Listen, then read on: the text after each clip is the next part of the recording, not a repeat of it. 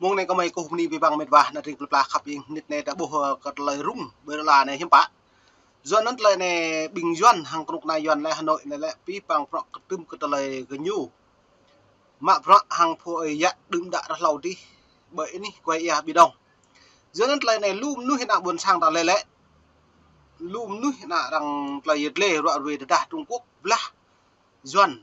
lệ trong khu này doan là tài cho một lời tùy mà giữa lần này đặt độ xem được lăng mình vậy được buồn sang ai nhận lại là này một làm ác mà thì ta Trung Quốc nhiều cô yuan nhiều cô vật đề rồi ya yuan này yuan bao nhiêu độ nhưng mà nhiệt độ họ bột Hà Nội đi bờ ra nhiệt độ bột xa miền Bắc như thế hôm này yuan là lan tràn dập đi bộ họ nạm buồn sang ta lần tập người ta này là lưu yuan mất Qatar này nhiều côm bây giờ giữa nên ta bình khách ngã cái nhủ tuy nhật lưng cơ ta lấy doan nó lại không bá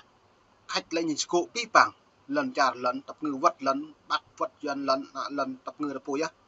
doan mày pre cái bộ cơ bình trả khách nó lại nhiều bắp mét do trả khách cho này những cái tự do cầm mì đối tôi hàng tôi bộ khoa lần trả mì để đã nhu cả đáng cộng hòa tôi hàng xoay tổng thống đưa trông như một tuyên bộ nào đi Joe Biden ở đây lại lùn tâm nuôi trả này trả đi giờ cái nhiều gật nhiều lại đáng dân chủ một lời tuy hàng lấy rằng bổ hữu giờ như nào lại đàm phán đối tôi có đang cộng hòa hiến bá Trung Quốc bởi kinh dịch mỹ Iran đang cộng hòa như ngay hiến bá riêng công ty TikTok bởi ní trả mỹ máu ba bộ công ty như kỹ vật lực trả công ty TikTok Trung Quốc ở Mỹ nên hắn này đang cái bộ này cơ nhiều hủy Trung Quốc khả này là những hội cái tự vô cầm mì đấy kiệm mạng nhiều chuyến clip Trung Quốc tôi mong quả làm nhiều càng clip nó mày pre đã ít lăng video mệt vả bởi càng này bút lọt này vừa lên bình này cái lập đường mạng bình nuôi như tao lại như này bình cho tôi toa hà bình tao lại đoạn kia rồi The Chinese military is seriously violating China's sovereignty and security. According to a news release from the U.S. 7th Fleet, the USS John S. McCain, a guided missile destroyer, asserted navigational rights and freedoms in the vicinity of the Paracel Islands, an area in the northern South China Sea contested by China, Taiwan.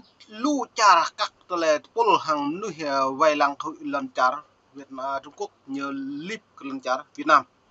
giữa lần trả Việt Nam Trung Quốc lại nhiều một nào đưa cái nhiều Hoàng Sa Trường Sa đào Hoàng Sa Trường Sa lại trình kẹo tôi tự bu phun được hà đoạn về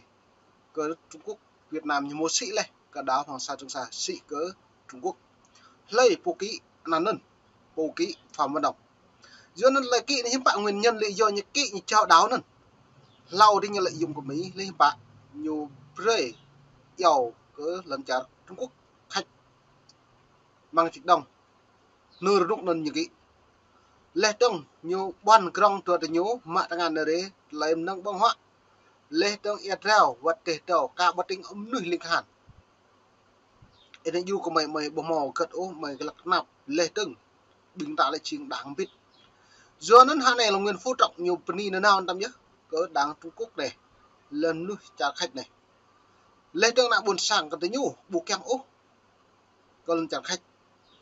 xong cái nhu mang trong nội bộ đảng cái nhu phun nước hài như lại thực hiện mong tạo xây dựng đi PR cái nhu thành công nhiều lấy trong pháp trong Mỹ lại như lại nhiều tùy mà Trung Quốc nhiều cái nhu thì ta bộ mô Trung Quốc bộ mô từ nhu do nó lớn cái Phạm Văn Đồng hắn lấy nhu ký kết sĩ lần là đào Hoàng Sa Trường Sa của Việt Nam về treo của Trung Quốc lâu thì đào nó lại bộ mô tụ giờ cái ố cái năng lộ tàu đứt cái năng chim chưa đứt xăm bên Trung Quốc những bộ lâu cực lên này lâu như tụ ôm bít nhưng bà tôi ia đi như máu giờ châu tuy lên trong máu tàu dôm tàu cụ ia đi lưu trong cái nằm cụ ia đi đừng dôm xe đứt giữa nó hai này Việt Nam hai này những bộ mô cực lên này hiếm bà nhiều càng mạng lệ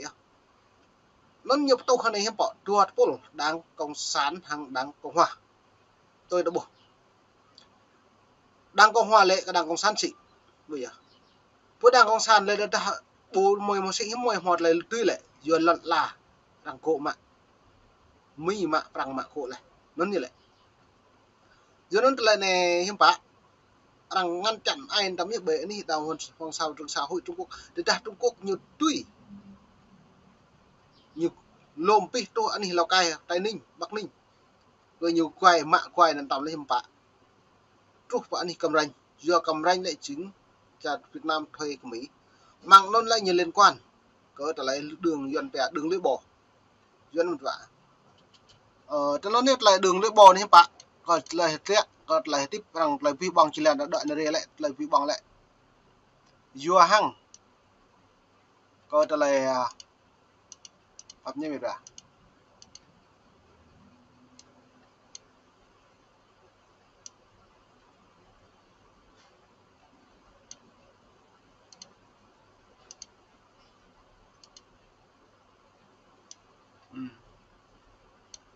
giờ nó rằng cần lu trà rằng cần lại bù bề lần trà rằng màu cát lại rụng giờ đã này lại bệ này biển đông lại rằng ca bố bề neo con rằng bề mạ pro là hoa giải bề tượng đờ được giờ này lu trà rằng còn tôi Nga hàng Ukraine một đợt làm mà vừa đã giờ quyết bệ này biển đông như bạn nhiều liên quan trong cái trà đó tạch nhau giờ mang luôn lại nhiều giáo chỉ làm rằng xịn nè là phi bằng này đều dân được cả đây gặp mức lời mà ta đừng Ebola có lời này a position widely seen as inconsistent with international maritime law. In January, Japan joined a growing list of countries that have recently submitted diplomatic notes to the United Nations to formally challenge these claims. The United States has conducted regular FONOPS in the South China Sea since 2015. These operations are designed to be conducted in accordance with international law and demonstrate that the United States will fly, sail, and operate wherever international law allows, regardless of the. Nó đã bộ không biết bằng rạn này bạ bệ này bên đồng lại riêng còn Trung Quốc như bờ mò hụi sam ta được Trung Quốc lại như cái tun như hụi của chàng Mỹ đúng chứ xa tua là nhiều hội sốt là phiền luật nhớ nhưng bạ 0981 như sốt là phiền lần như hụi lần đúng chứ xa cất lấy nhú hàng Trung Việt Nam lấy có nhiều mỏ bần krong mỏ làm ăn ở đây lại Việt Nam riêng cái đảng cộng sản này Việt Nam bất tùy ta hư cỗ bất tùy ta úc cái ta lấy chẳng cần ấy làng Trung Quốc nhẹ cái nhiều trăng lệ cỡ lấy hiện tại như lệ một cái tàu Trung Quốc đâm tàu Việt Nam màu mà bộ mẫu hiện tại nhiều lệ tàu lạ đối nó được lệ tàu lạ lấy tàu lạ chính thức Trung Quốc do nó nhiều thâu nhiều công chúng ta như lệ công khai Trung Quốc lại chinh nhu lại tiếp nhu màu bàn giàu lấy có Hoàng Sa Trường Sa được nữa Trung Quốc lên đến như sĩ bây giờ như sĩ như sóc xa lại như đom nữ Trung Quốc ra đây như đom ta Trung Quốc mà an tâm lại như vậy như đom nữ hoặc cật lời Mỹ đó biết do Mỹ lời Chí Lan nó lại bây giờ Chí Lan ra chèo do xa Trung Quốc hàng Việt Nam Chí Lan này như dạo đường lưỡi bò này dính toàn cầu lại đang bị bằng nơi đây do này cứ đặt bị bằng hiểm bá từ ta Trung Quốc như tuy như mã hệ đó mà đang ăn Việt Nam nhưng mà có thể Mỹ như nơi đây sẽ đóng thuế bữa nào do nó Mỹ như căn trở Mỹ bây giờ như ru của Việt Nam Mỹ nhiều càng do mang non nhớ chỉ liền nhiều quyền lợi nhiều phụ nên mà do đường lưỡi bò là bây giờ riêng của Việt Nam bởi đặc Trung Quốc giờ đã toàn thế giới này chỉ liền đang thực chất này bây giờ nó sẽ tăng dòng khoai en hết bạn lại do nên thằng này là Việt Nam đang rất lạc đi như là sọc đua cả hàng Trung Quốc như xong mà hàng Trung Quốc buồn cùng prong như xong mà do nó mong đi bắt kẹo họ rằng tại nhà và rằng bình luận để mang thế giới là rằng lệ của Việt Nam xa Việt Nam mất nước còn đáng đua còn đáng mất nước bởi thế đây như tôi Mỹ đang nhiều lúc lần là như tôi thế đây như tôi Trung Quốc không phải đang như tôi lần là như lúc do nó nhiều rua mùng này càng đột lăng cái phi bằng hàng trẻ cái như vậy do nó hàng này là Mỹ đội theo làm ai cái này bên đồng lại giờ ta gặp cái mông tắm Trung Quốc Pian này dàn khoan Trung Quốc Pian Linh Han càng sung là cái đó Việt Nam lại này nên và đấy gặp đăng lại video cái trả thách nhau đối đàn này location of excessive maritime claims and regardless of current events, the news release stated, the operation upheld the rights, freedoms and lawful uses of the sea recognized in international law by challenging the unlawful restrictions on innocent passage imposed by China, Taiwan, and Vietnam, and also by challenging the seriously Friday's FOMC was the latest indication from the Biden administration that it is sustaining U.S. policies that challenge China's claims and promote what Washington calls a free and open Indo-Pacific. In a call Thursday with Vietnamese Foreign Minister Pham Binh Minh, U.S. Secretary of State Antony Blinken reiterated that stance. Vietnam is the most assertive among the Southeast Asian nations that challenge China's South China Sea claims. Blinken and Minh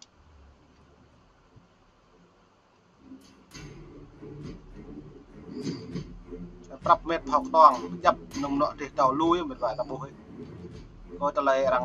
ปรับเม็ดกำลังจ่าหุยจ่าระเนตินั่นมีเหนียวจริงปูพุ่นปูควายยังควางปีปังงงใหญ่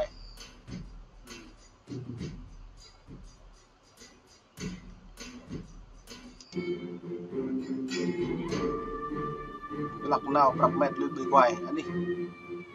ตำจ่าดึกปรังเปียแล้วจำกันแนวเดินกลางไปไว้แต่ละก็อันนี้ไปก็อันนี้ไทยมียืงวัดเตางำลูมาเหมือนว่า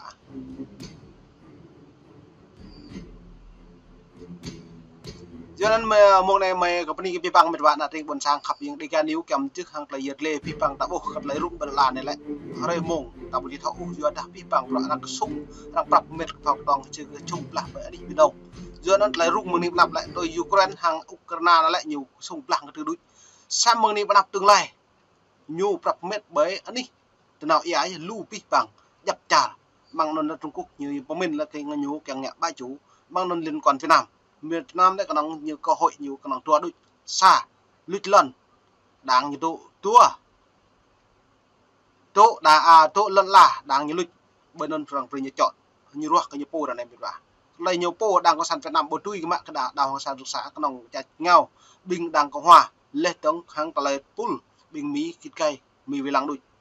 giữa nó lại này ta gặp lăng lại trúc một điểm nạp biết vả mua xa ta không đang gặp thấy mông ta nằm miền ô cái lệ Trung Quốc là lệ ta một lệ tùy mẫu Trung Quốc là Trung Quốc ta là ta bực càng lần trả pu lệ trong ta út khao dồn lần là pu dự tân út rồi nó nội mặc